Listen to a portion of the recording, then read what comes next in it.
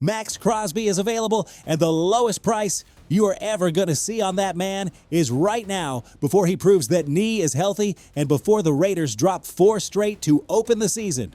Polls, if you are going to move on him, it is today. Not the deadline, today. But there is something I need to tell you about that trade that nobody in Chicago is saying out loud, and when you hear it, you might change your mind completely. And while Hollis Hall stays completely silent on Crosby, there is another edge rusher out there. 8 Pro Bowls, 10.5 sacks last season. No team sitting there waiting for somebody to call. And the Bears are not even looking in that direction. The reason Poles is ignoring him is going to surprise you, or it is going to worry you. And on top of all of that, Ian Rappaport reported something from the owners' meetings that the Windy City fan base has been waiting 3 years to hear, something that decides where the monsters of the Midway call home for the next 5 decades.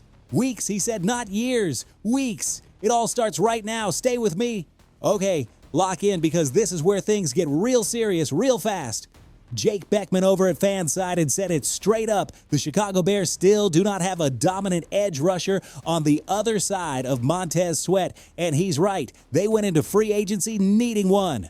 They came out without one. They went into the draft needing one. They came out without one. And the name that keeps floating in the air like a ghost is Max Crosby, 4-time Pro Bowler, a guy who last season, even with all the drama going on in Las Vegas, was still one of the most complete and relentless pass rushers in the entire league. And I say relentless with every ounce of respect I have because that motor, that nonstop psycho killer pursuit is exactly what this defense is missing.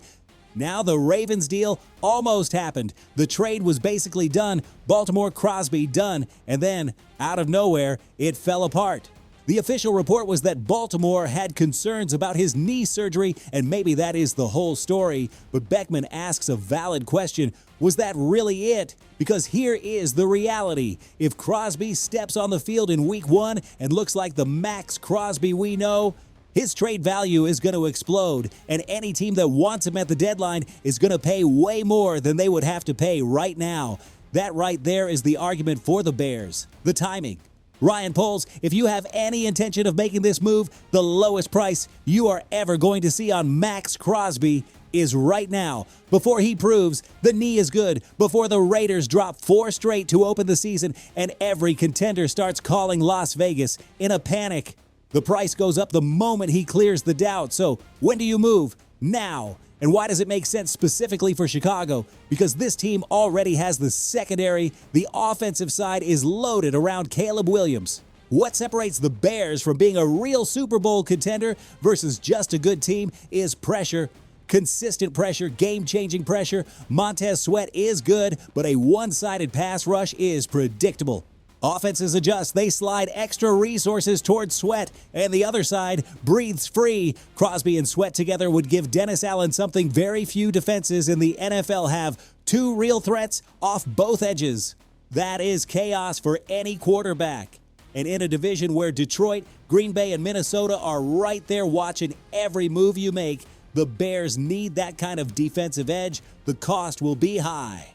Multiple premium picks, that is a fact. And I get it if Poles does not pull the trigger because he is protecting the future. But fam, if this team truly believes it can go to the Super Bowl with what it currently has at the edge, look, I could be wrong, but that worries me. Crosby is the kind of player who does not just improve a defense, he transforms one. The Raiders are in full rebuild mode. If they start the season badly, the pressure to move him is going to be enormous. The price at the deadline could be catastrophic in draft capital. The window of a relatively reasonable price is right now. Ryan Poles, the ball is in your court. And speaking of edge rushers the Bears could have and don't, there's another name, way more immediate, way more within reach, and Chicago's complete indifference toward him is honestly baffling. Cameron Jordan, 8-time Pro Bowler, last season 10.5 sacks. To put that in perspective, 10.5 sacks would have led the entire Chicago Bears franchise in 2025. That one fact tells you everything you need to know about the current state of this pass rush. And this guy is still available. No team on the open market waiting for someone to call. And the Bears, total silence. Zero indication of interest. No report, no rumor, no leaked conversation. Nothing. Ben Johnson after the draft basically said he trusts the guys he has. Sweat, Booker, Odiengbo, and Shamar Turner. He spoke with real optimism about the growth he saw in Dio and Turner before they got hurt. And I understand that perspective. I really do. Development matters. Coaching matters. Booker showed something genuine when he was healthy. 4.5 sacks in 10 games is a number you do not ignore. But here's the problem, bro. Odiengbo had 0 sacks after week 1. 0. Turner did not take down a quarterback once in 5 games. These are not growth statistics. These are alarm statistics. And both guys are coming back from significant injuries. So the most realistic scenario is that in 2026, they could be just as inconsistent or worse. And the answer to that is doing absolutely nothing. Jordan fits perfectly in Dennis Allen's scheme. He played for Allen in New Orleans. He knows the system. He knows the philosophy. There is 0 learning curve at 36 years old. Sure, he is not the 2013 version of Cam Jordan, but 10.5 sacks last season does not come from a finished player. That comes from a veteran who knows exactly what to do and exactly how to do it. The cap space is there, $11 million available right now. Jordan probably wants around $10 million a year based on what he just produced. The numbers work. The schematic fit works. The Bears' need is obvious. So what is the holdup? Look, it is possible that Poles and Johnson have internal information we do not have.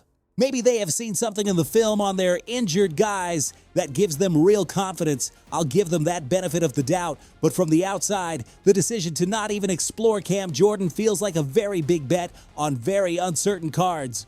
Time is running out. Every week that passes, the free agent pool shrinks for everyone.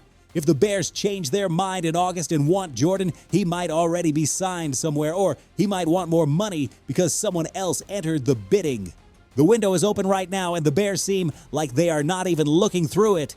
And since we are talking about decisions that will define the future of this entire franchise, there is one that has been unresolved for literally 3 years, and this week finally there appeared to be a light at the end of the tunnel. Ian Rappaport reported from the NFL owners' meetings that the other 31 teams received an update on the Bears' stadium situation. And while no formal announcement was expected from that meeting, Rappaport said something every Bears fan in the Windy City has been waiting years to hear. He said he expects in the coming weeks and months to have some finality for the Chicago Bears stadium situation. Weeks and months. After 3 years of this saga, weeks and months honestly sounds like pure relief. For anyone keeping score at home, it is Arlington Heights versus Hammond, Indiana, Illinois versus Indiana. Stay in the state or cross the border. Governor Pritzker publicly calling out Chicago Mayor Brandon Johnson for not having a clear plan to keep the team. Hammond coming out of nowhere with an aggressive offer. And the Bears stuck right in the middle of all this political chaos, trying to find the best deal to build a $5 billion stadium. This has been a full-on soap opera, and the fan base is exhausted from living it. What Bears fans want is simple. Keep the team in Illinois, ideally close to Chicago, and have somebody make a decision already. If Rappaport is right, that resolution is coming. And even though it is not an explosive roster move, it is a news story that matters deeply to every single person who calls themselves a Bears fan, because the stadium is the future of this franchise for the next several decades, and we need to know where that future is going to live. A defense still searching for its dominant piece, a veteran pass rush weapon sitting unsigned on the open market, and a franchise-defining decision that after 3 years finally looks like it might be reaching its end. This team is close to something special. Caleb Williams is ready. Ben Johnson is ready. The roster has real talent, but the Bears absolutely need to nail these defensive decisions for 2026 to be more than just a good season. It needs to be the start of something historic at Halas Hall. Fam, if this video locked you in, drop your like right now. It helps us keep bringing you the most real Bears analysis every single day. And tell me down below, do you sign Cameron Jordan, or do you trust completely what Ben Johnson has in this room? Bear down, Chicago.